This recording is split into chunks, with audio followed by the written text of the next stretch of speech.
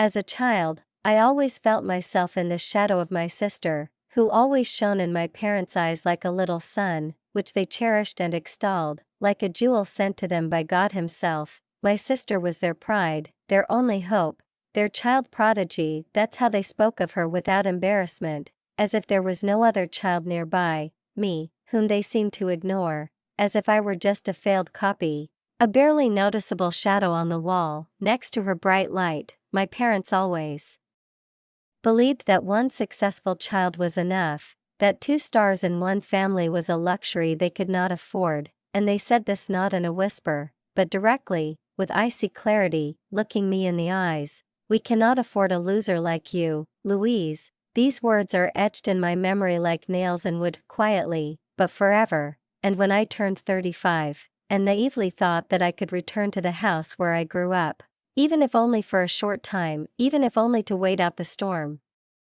They gave me an ultimatum: either I pay $112,000 a month in rent, or I would have to leave. It didn't even sound like a request. It was like a sentence handed down by a cold-blooded judge with no right of appeal. I couldn't afford that amount, not then, and not now, and so I had to leave the house where I was born, where my childhood memories lay, the warm smell of my grandmother's baking, the rough walls covered with old wallpaper, and the cracking of parquet at night. I left all this behind.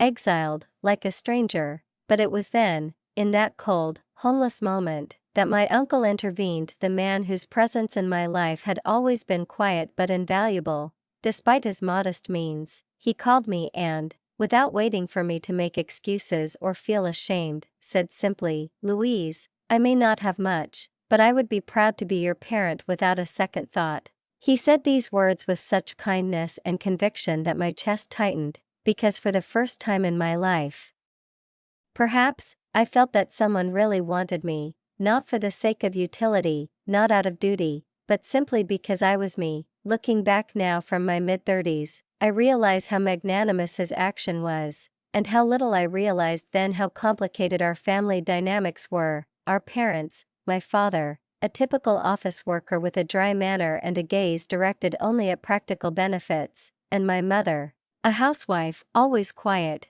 as if her own voice was less important than her husband's, raised us in a multi-generational family. My grandparents and my uncle, my father's younger brother, unmarried, in poor health, almost invisible to the outside world, also lived in the house. When I was 8, I began to live especially close to him. He was then a 29-year-old man whom life seemed to have broken halfway through. He never left our house, not because he didn't want to, but because his body and health, like fragile porcelain, did not allow him to lead an ordinary adult life. He worked, yes, but only part-time, on the edge of his capabilities, which his strength allowed. It was enough to keep from drowning, but never to support himself completely, and I remember him feeling a quiet, subtle sense of guilt, like he was a burden, though he never said it out loud. I saw him avoid my father's eyes, especially when my grandparents were out, when my father would make those cold, whip-like remarks, directed at my brother with contempt. My father's behavior always baffled me. He was strict, cold, sometimes cruel, but there was something particularly unpleasant about him when it came to my uncle. I once asked my uncle, when I was still a child, "Why don't you answer him? Why don't you defend yourself?" And he, with his eyes slightly lowered, said, barely audible, "I depend on them, Louise. I have nothing to answer. I'm just grateful that I can be here." Only later, as an adult, did I realize that my father himself was largely dependent on his parents, an irony that I did not see then, but which now seems glaring. He, the one accusing, himself held on to the financial umbilical cord that connected him to his parents. And if I had realized this then, maybe I would have stood up for my uncle. The house was different when my grandparents were there. It breathed differently. They created a kind of invisible dome around my uncle, protective, caring, warm, and through this shield, my uncle's true essence shone through: kindness, wit, a subtlety of soul that few people noticed. But everything changed when tragedy struck. I was 8 years old when my grandparents were killed in a car accident. In an instant, we lost our footing, while my sister and I were grieving. I will always remember how my uncle cried quietly in his room, trying not to make any noise so as not to disturb anyone. He sat hunched over and sobbed, not like a child, but like a man whose heart was broken. And my father, his reaction was a terrible revelation for me. He laughed. That nervous, frightening laugh rang out in the living room on a day when the house was silent with mourning, and it was not the laughter of despair, not an attempt to cope with pain, it was the laughter of satisfaction. I felt it because a couple of days later, at the funeral, I saw his face when he thought no one was looking, and there was no grief, no sadness, no shame, there was a smile full of genuine joy. I was only a child, but that moment, it was etched in my memory forever, like a splinter in a finger that cannot be removed, because it was not an accident, not an awkward reaction, it was joy, from the fact that with their departure, dependence disappeared, money appeared, freedom, that smile of my father, reflected in the mirror of memory, was the beginning of my awakening to the understanding of how complex and dark human feelings can be, especially in those who are obliged to love you. This realization horrified me to the depths of my soul and brought tears that those around me would probably have taken for ordinary mourning. After all, on such a day, tears in the eyes did not surprise anyone, they did not need to be explained, there was no need to justify quiet sobs and pursed lips, but in my tears there was not only grief from loss, but also an inexpressible pain from the awareness of the darkness that hid under the mask of my father and this open, frightening contrast between him and my uncle, who at that very moment, sensing my inner turmoil, gently and so humanly comfortingly placed his hand on my shoulder. His touch was delicate but strong, as if he put all his feeble but sincere love into it. I looked up and saw in his gaze not only sadness but also genuine concern, as if he felt my pain as his own, and even then, despite his own loss, he found the strength to comfort me, to do at least something so that I would not feel alone. I was struck by how differently two brothers could react to the same tragic event, one, bent over with grief, kind, compassionate, and the other, predatory, calculating, contented, as if this death was not a loss, but a victory. After the funeral, everything only got worse. My father began to treat my uncle more and more harshly, not hiding his contempt, which now resulted in daily reproaches and humiliation. He would ask out loud at dinner why he, a successful man, should drag on himself this worthless one.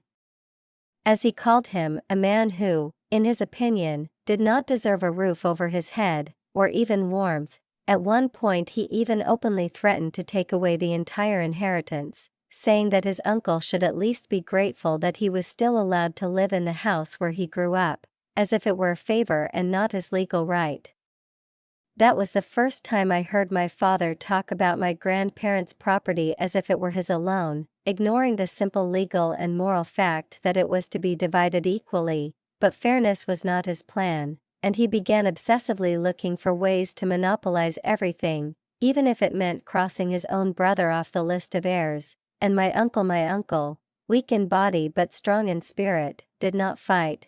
He accepted his situation with the same resigned sadness with which he accepted everything in life. He did not resist, did not complain, only continued to exist, day after day, paler, more and more exhausted, as if every word my father said pierced him, leaving scars that no one but me noticed. I watched him grow thinner, his face become more transparent, his hands bony. It worried me. One day, I gathered my courage and went up to him in the kitchen, where he was sitting alone, looking thoughtfully out the window, and asked quietly, "Are you okay?"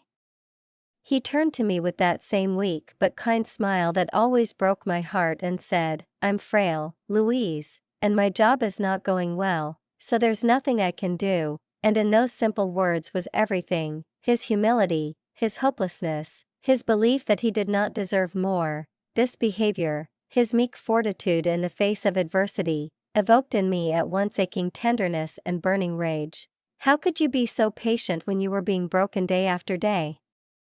Several months had passed since the death of my grandparents, and the tension in the house was constant, like a taut string, Then, on a particularly difficult day, when my father lost his temper again, I heard him scream at my uncle, "You're useless, get out."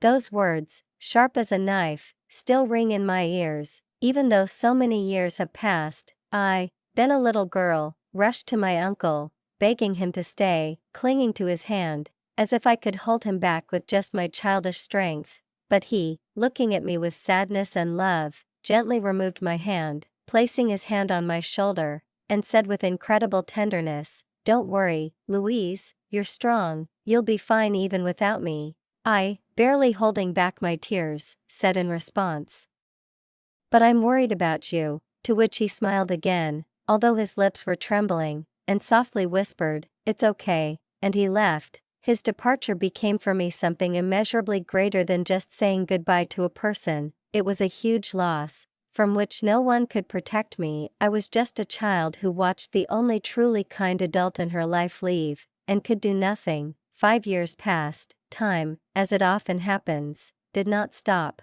And I, an adult, already an 11-year-old schoolgirl, with regular homework, breaks, first school friends, still carried this loss inside me, like a warm but heavy burden. My sister Kayla, meanwhile, was preparing to enter school. She had only just begun this path, and even then I felt that everything was about to change. Mom told me how in kindergarten the teachers never stopped praising Kayla for her lively mind, quick wit, quick reaction. And I remember how my father's face immediately lit up. He immediately, as if on command, exclaimed, "These are my genes." With the same pride that woke up in him only about Kayla. And then he decided, I need to take an IQ test. We were surprised, but no one argued with him. The results amazed everyone. Kayla scored 150, 150. I didn't fully understand then how much it was, but my father did not let us forget. He ran around the house, excitedly waving the paper, repeating over and over, "This is my DNA. This is my blood." His jubilation was so loud that it drowned out everything around him, and I, looking at Kayla's shining face, said, "This is amazing, Kayla," and she hugged me back, genuinely happy. It was one of those rare moments when joy reigned in the house. Everything breathed light, and for a moment it seemed to me that maybe everything would get better. But this feeling quickly disappeared. My father, inspired by the result, was already making new plans. "Let's send her to take the entrance exams," he said categorically, and with that, a new chapter began as intense as all the previous ones. My mother, at first somewhat stunned by my father's sudden and abrupt decision to promote Kayla, quickly became caught up in the whirlwind of expectations, worries, and planned steps toward her youngest daughter's supposedly great future. Becoming an enthusiastic participant in what my father called investing in genius, she began talking to other women in line at the supermarket, to neighbors in the driveway, even to the clerk at the drugstore about how special her daughter was, how the IQ test had confirmed Kayla's exceptionalism, and how everything in her life would be different now. Very soon this maternal delight turned into a complete absorption in the idea of success. And every day in the house began to revolve around Kayla's schedule: morning lessons with a math tutor, afternoon consultations on logic, evening exercises to develop memory, and my mother, always rushing with a folder of papers and a thermos of tea, returned less and less to her former duties, to the usual rhythm of the house, to what made our life at least somewhat warm and familiar.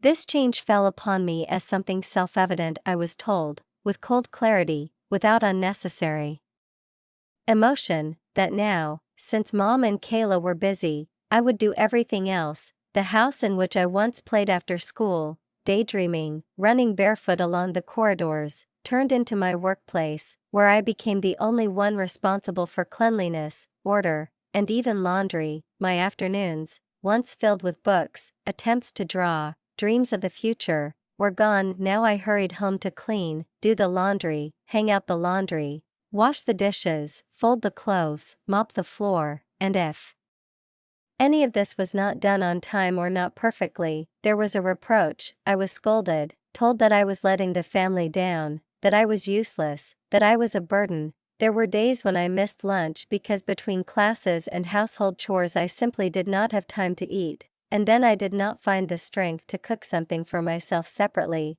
I was called a loser, not embarrassed by this word, throwing it in casually, as if it was not an insult, but an objective fact. "We don't have time for you," my mother said, pushing me away when I tried to tell her something. Even when I brought home good grades, even when my teachers praised me for my essays or for participating in school projects, my parents just shook their heads. "Why can't you be more like your sister?"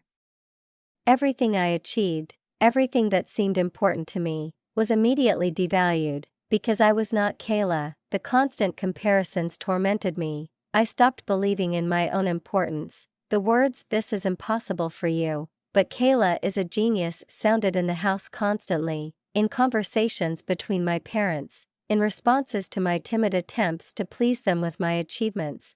And I began to accept this lie as the truth, and Kayla, in turn, shone in her classes, passed entrance exams with the same ease with which poets describe the spring breeze. My parents grew colder towards me with each passing day, as if I were not part of the family but service personnel, someone who was needed, useful for now, but of no value in and of itself. They bought Kayla new clothes, spoiled her with her favorite dishes, arranged short weekend trips, even if just out of town, and I was content with hand-me-downs, leftovers from the common table, and that sullen loneliness that over time became my only constant companion. My father began to think out loud about her future, as if discussing a promising investment project. He said, "This child will have a bright future, she will provide for our old age." He dreamed of her becoming a doctor, then a lawyer, then, with special inspiration, a politician. He changed plans like changing channels on a TV,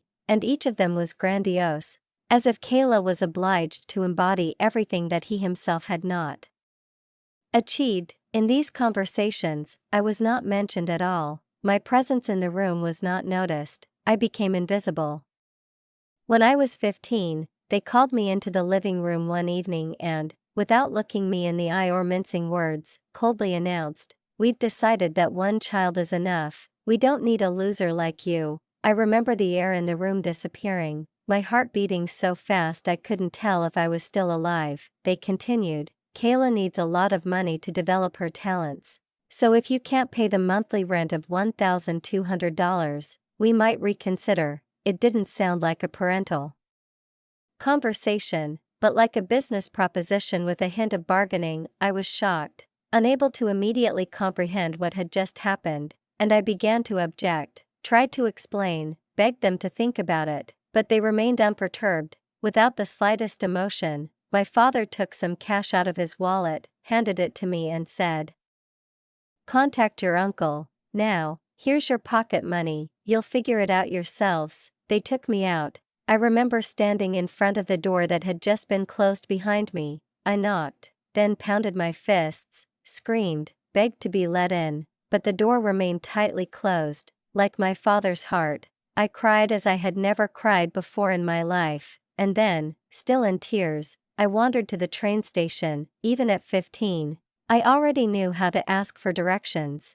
remember landmarks, check signs. I walked, feeling my hands shaking, my legs tired, and my chest despairing, until I finally reached the house where my uncle lived. When I knocked on the door, he opened it right away, as if he knew I would come. His face, always kind, lit up with an unexpected but deep concern. He was surprised, of course, but when he heard my story, when I told him everything in a trembling voice, sobbing and stumbling, he could not contain his anger. "What are they doing?" he exclaimed, addressing the void, not to me, but to those who had left. His voice was sharp, but not from anger, but from pain. I felt guilty, so heavy, as if it were my own fault that they did not want me, did not choose me, did not leave me. Tears were streaming down my cheeks, and at that very moment he came up to me, and without saying a word, put his palm on my head. His hand was large, warm, alive.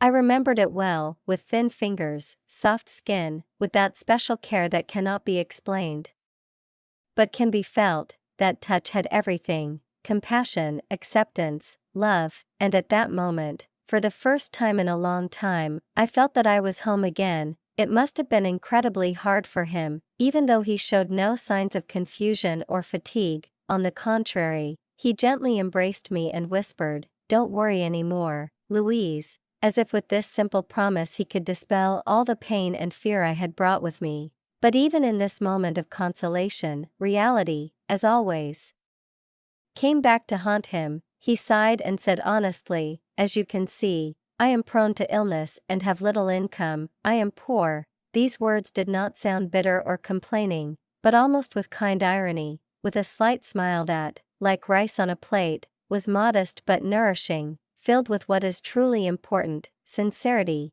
And yet, there was something different in his gaze. It was more determined than I had ever seen it before, and it seemed to me that it was the distance from his father, from that toxic home, that gave him the strength to find the voice he had been embarrassed to use before. He looked at me straight, calmly, and confidently, and without lowering his eyes, he said, "I am poor, Louise, but if you don't mind, I want to be your parent. I would like to become your adoptive father, although I may not be the most reliable." He did not have time to finish his sentence. Without waiting for the end of his sentence, I threw myself into his arms with such force, as if everything that held back my pain, my longing, my childish need for protection, broke away in an instant. His chest, as wide and strong as my father's, radiated a completely different energy, not a threat, not cold control, but safety and love, the kind that does not require proof, does not make conditions. "You don't have to worry about anything anymore," he said,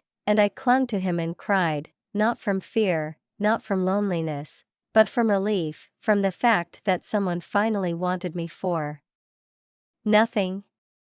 Life with my uncle was not a fairy tale. He was often sick, and we rarely had money. Our house was modest, there was little furniture, the kitchen was old, and the walls were peeling, but for the first time in many years, laughter sounded in it, mine, his, ours. He knew how to enjoy the little things: a cup of tea, sunlight in the window, my school stories. He always praised me, regardless of whether I succeeded in a project or not, be it an essay or simply cleaning the room, and always said, "You tried, and that's the main thing." He encouraged me to dream, to strive, not to look back at those who never saw value in me. It was thanks to his constant support that I gradually learned not to think about my parents. Learned to let go of the pain they left behind, like a faded scar. The years went by, I matured, grew up in the care that he generously gave me. There was no excess, no luxury, but there was the freedom to be myself. 20 years had flown by, like one long, full, difficult, but happy moment, and now, at 35, I stood on the threshold of my apartment in front of those who had once rejected me as an old thing. My aging parents. My father had changed a lot. His graying hair had become thinner, his gaze less confident, but still he smiled as if everything bad had disappeared into thin air. "Louise, how are you feeling?" he asked, with that faint friendliness that angered rather than consoled, as if he wanted to erase years of humiliation, betrayal, and pain with one question. I looked at him with coldness in my voice and said, "What do you want now?" Because, knowing him, I could not believe that he had come just like that. My father, usually unperturbed, shrugged his shoulders and answered as if there had been nothing difficult between us, "Let's leave the past in the past and live as a family." His words seemed absurd to me. I raised an eyebrow, barely containing my indignation. "What are you talking about? Living as a family?" I repeated, feeling the old pain that I had long tried to get rid of boiling in my chest. How could I just forget what they did? How could I close my eyes to the years of loneliness and pain, to the way they threw me out of their lives? But as soon as they saw my resistance, the old behavior surfaced again, disdainful, condescending, cold. My father smiled wryly. "Failure always has a bad attitude. Nothing can be done. Maybe it's time to re-educate you?"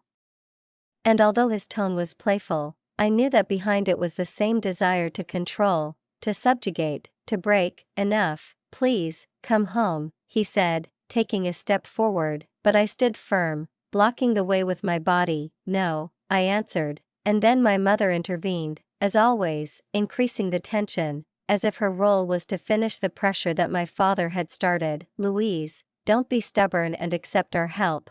You can't be happy living in such a shabby apartment," she said, pressing her lips together, looking around my house with open disapproval. I took a deep breath, trying not to raise my voice. "You have nothing to do with this, please go away," I said, feeling my patience fraying like a spring stretched to its breaking point. But they didn't go away. "You don't have to be so hot. Come on, let us in," my mother continued. "No, just go home," I repeated, now without hesitation, my voice firm, like someone who had finally learned to stand up for herself, but they weren't listening. "Let us in, go home," they said over and over again, like a mantra, until finally they started pushing me, harder than I expected, probably forgetting my age. There were two of them, and it was hard for me to hold them back because everything was happening too fast, and I was not prepared for the physical pressure. We struggled like children in a naive game of push and shove,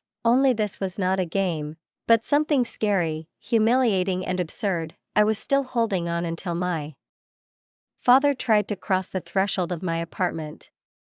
Then, overcome with despair and self-preservation, I pushed them away sharply, with such force that both my parents, to their surprise, lost their footing and fell to the ground, landing awkwardly on their butts right at my doorstep. Standing over them, looking at their faces, distorted not so much by pain as by unexpected humiliation, I could not hide my disappointment. It was too sharp, too long, too accumulated over the years. My father, rubbing his hand, muttered angrily, "You are so annoying. What did you just say?" "I'm busy, so you can go already." There was no regret or remorse in his voice, but the same old arrogance, only now it sounded especially false. I could not help myself. "How can you talk to us like that?" he barked, as if he had forgotten who was standing in front of him. "Do you even consider us your parents?" he added defiantly, raising his eyebrows. I looked him straight in the eye, coldly, calmly, with a clarity forged from years of pain and introspection, and said, "I stopped considering you my father the moment you left me." He opened his mouth to say something, but his mother cut him off. "But we cared for you until you were 15, she countered, desperately grasping at that number as if it justified everything that had happened since. "Until 15, I smiled wryly. "The only time I ever felt truly cared for was when my grandparents were around," I said, and in that moment, everything I'd been holding inside came pouring out.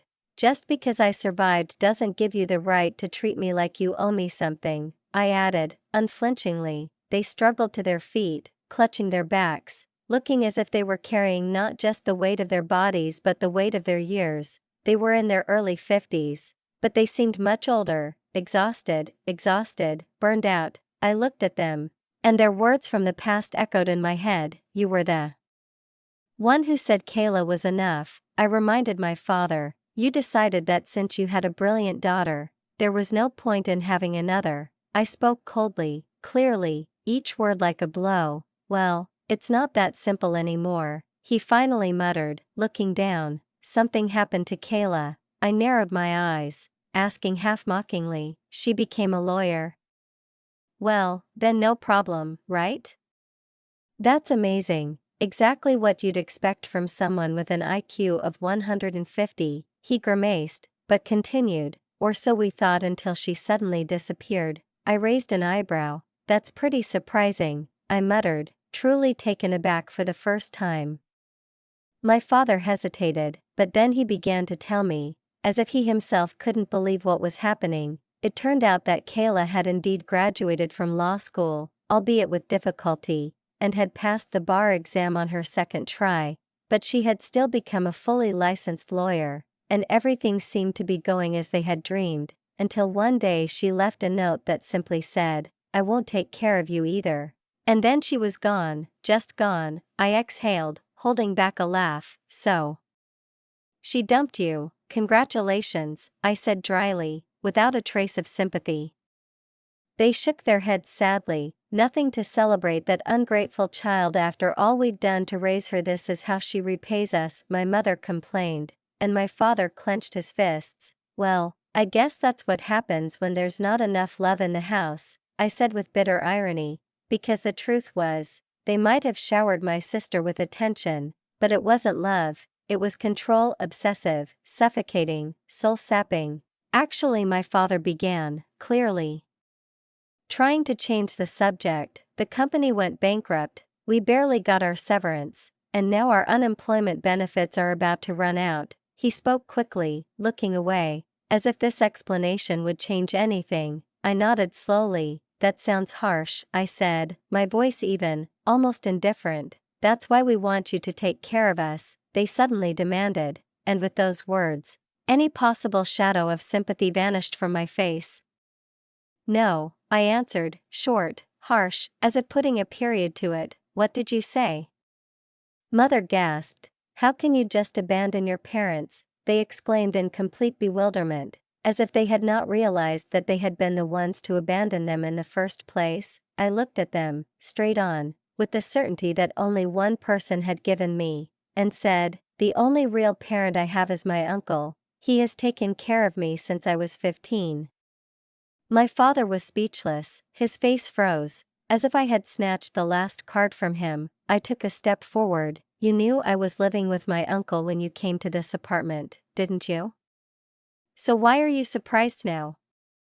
My father pressed his lips together slightly, but still did not speak. Then I finished. Do you consider him your father? He asked, more challenging than doubtful. I didn't blink. My uncle gave me true love, and yes, he is my real father. I said my words calmly, but with that inner firmness that cannot be faked. They sounded like a blow in a cold room.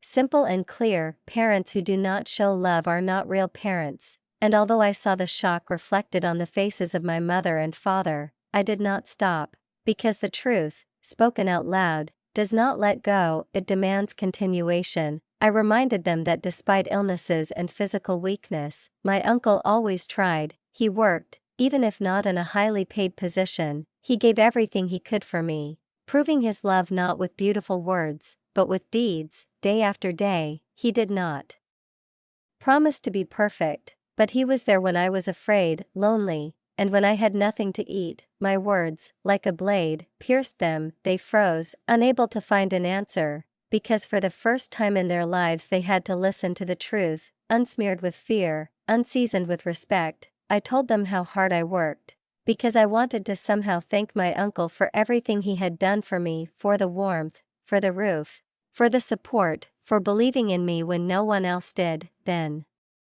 my father, as if caught by the word, asked doubtfully, wait, does this mean that you actually have a real job? I shrugged and answered casually, well, sort of. Suddenly his hand fell on my shoulder, but no longer with pitiful desperation, but with force, as if he wanted to stop the flow of my words. Let me go, I demanded, feeling anger and uncertainty mixing inside, but he did not back down. You are angry and a little embarrassed, aren't you? Please, listen to what I'm saying, he insisted, losing touch with reality more and more. No need, I understand, I interrupted, but he continued as if he hadn't heard. You were lonely, weren't you? You felt like you sucked because your sister was the only one getting all the attention, right? But deep down, you're still happy to see your parents, aren't you?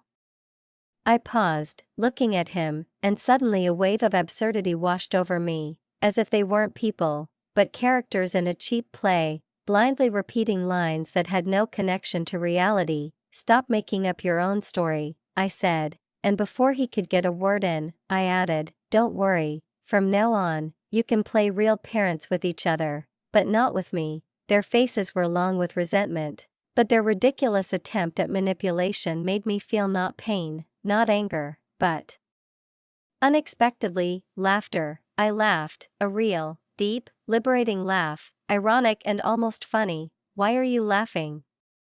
Is it because you're happy? My father asked hopefully, as if my laughter were an answer to his prayers. Not at all, I said, barely containing my laughter. Just so you know, I haven't thought about either of you once in the last 15 years. I paused, letting the words settle like dust on furniture covered in oblivion. Because of my uncle, I've had a full life, I continued. My parents looked at me in complete silence, their lips trembling, as if they wanted to say something but didn't. Know where to begin. Actually, I got a scholarship and graduated from university, I added, and my mother perked up, as if instinctively joining in. Oh, really? Then you must have fallen in with good company? I nodded. Yes, I got a job at a well-known, large corporation. That's great to hear, she replied, and for the first time there was a note of pride in her voice, but it meant nothing to me. And thanks to an unexpected connection, I also got married, I added, as if by accident. Well, then I need to meet your husband and give him my regards, she said with inappropriate animation. No, that's not necessary, I snapped. He's abroad right now. Oh, I see, my mother muttered, and then my father suddenly frowned. Wait, by the way, is your uncle abroad too? I smiled. Yes, my uncle too. I paused. I thought you knew that I lived here alone, didn't you guess? You didn't even try to find out. My father looked down. Don't go, he began, but I interrupted. Suppose my uncle died? He raised his head, as if frightened. No, he was posted abroad. It's a place with a favorable environment for his health, and he went there with me. I noticed my parents' eyes widen. Now he enjoys spending time playing with my children, I said proudly, watching the words my children pierce them like arrows.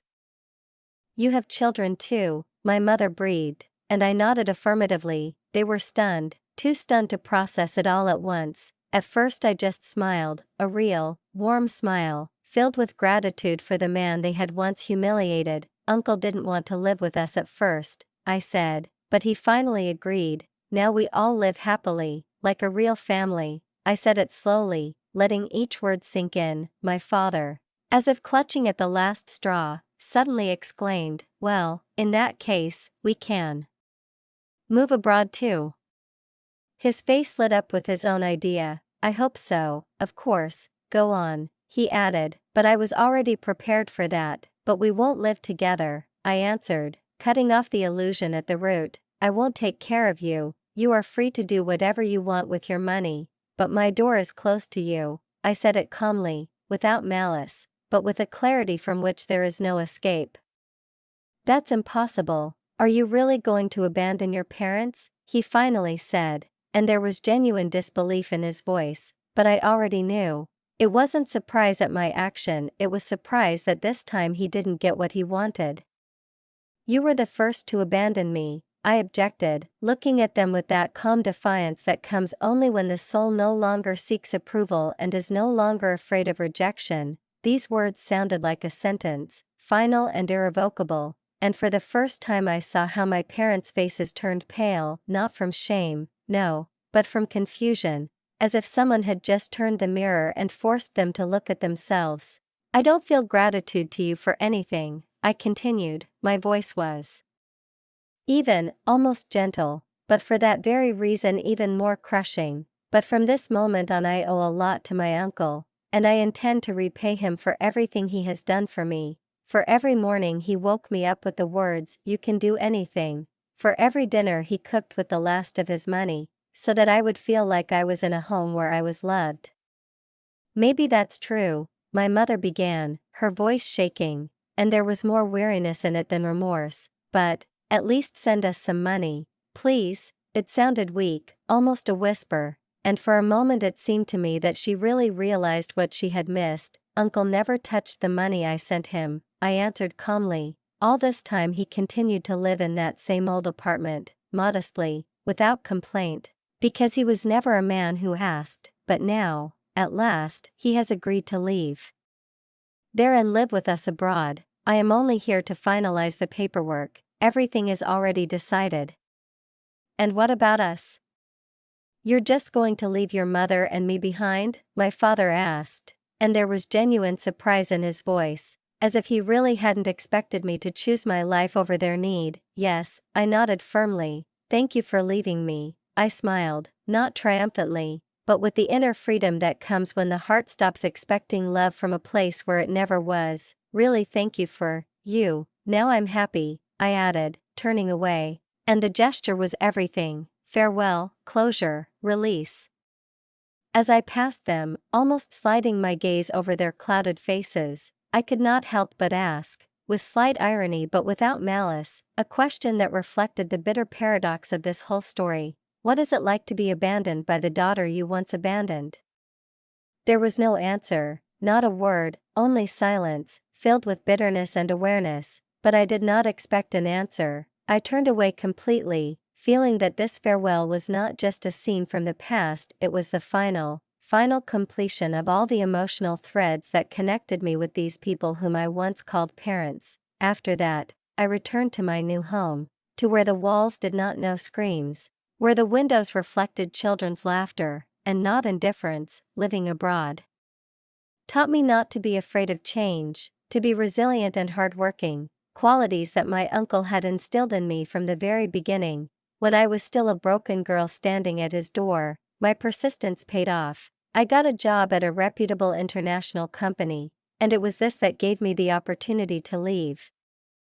To start all over again. It was there, in a foreign land, where neither a family name nor a past weighed me down, that I met the man who would become my husband. When my uncle learned about this, he could not hold back his tears, not because he cried often, but because he knew how far I had come from the pain with which I once came to him. He celebrated our union as his own achievement. Soon after the wedding, children appeared in our family, and without a moment's hesitation I invited my uncle to live with us. At first he refused, saying that he didn't want to interfere, that he was fine as is, but in the end he agreed, and since then we have been living together like a real family, my husband, our children and, of course, my uncle, the man who replaced the whole world for me when I stood in front of the closed door with trembling fingers and empty pockets.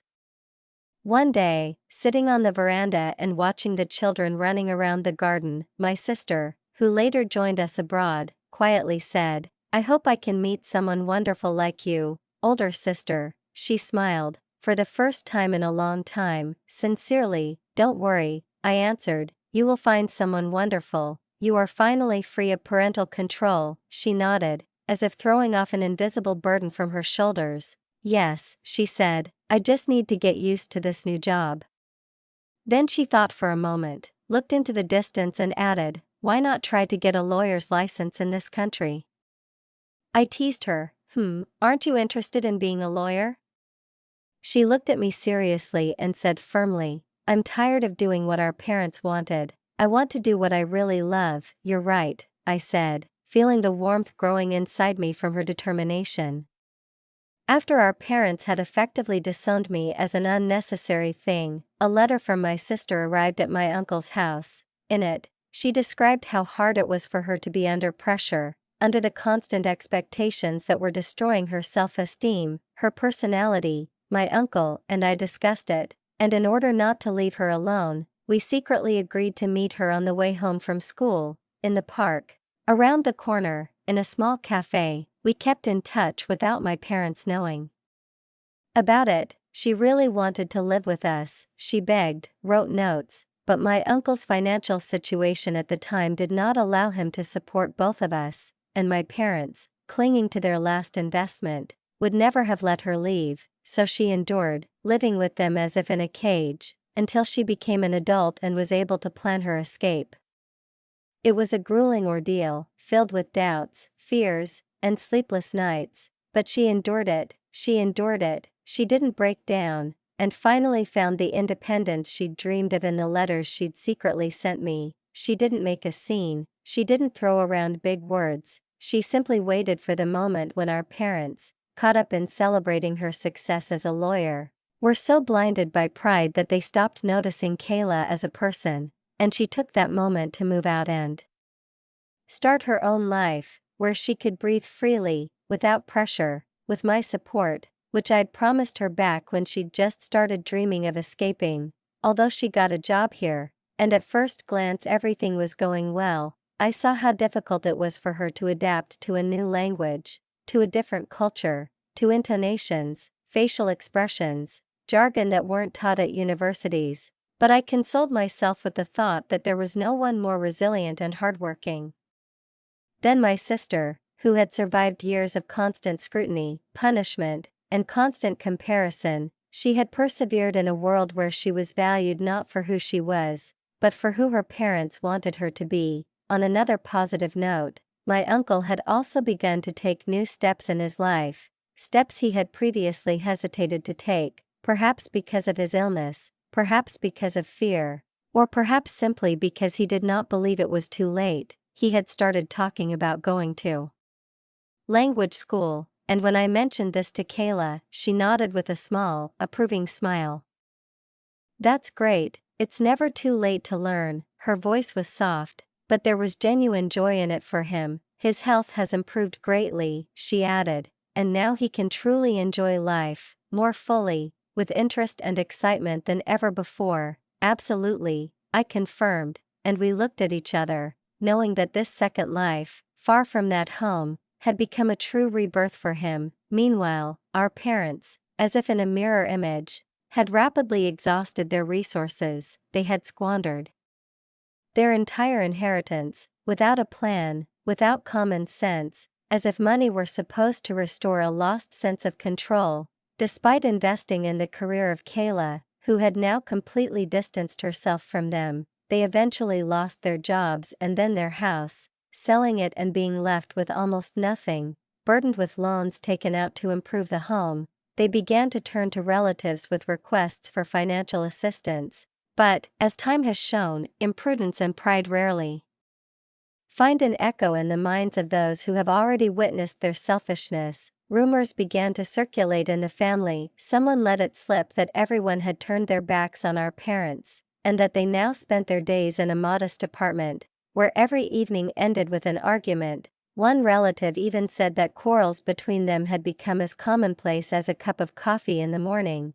Reflecting on everything that had happened, I shared my thoughts with my sister. "There should never be favoritism between brothers and sisters," I said. "No unfair treatment of children. Every child deserves love." "You're absolutely right," Kayla replied, nodding with that same expression on her face, which no longer held any trace of her previous uncertainty. "No matter what happens, I will always be there to support you, Kayla," I promised, and my voice sounded with a determination that did not need confirmation.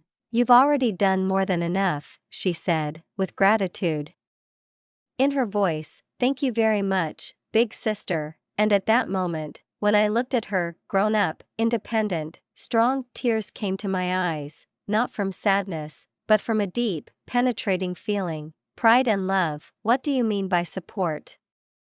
Her question was quiet, almost childish, with a hint of curiosity. I was about to answer, but suddenly I felt a familiar, warm hand, a little weaker than before, but still just as confident, on my shoulder. Turning around, I immediately recognized this touch and squinted in a smile, feeling my heart fill with warmth. "Thank you," I whispered, and looking at my uncle, who was standing there with the same surprise and joy in his eyes as mine, I said louder, "Thank you, Dad, I love you." Seeing him there, the man who had become my father not by blood but by choice, by his actions, by the way he was there when everyone else was gone, filled me with a deep sense of love and gratitude. His support never wavered, his presence the anchor that kept me afloat even when the storm threatened to tear everything apart. In that moment, standing on the porch, surrounded by the family I had chosen, and who had chosen me,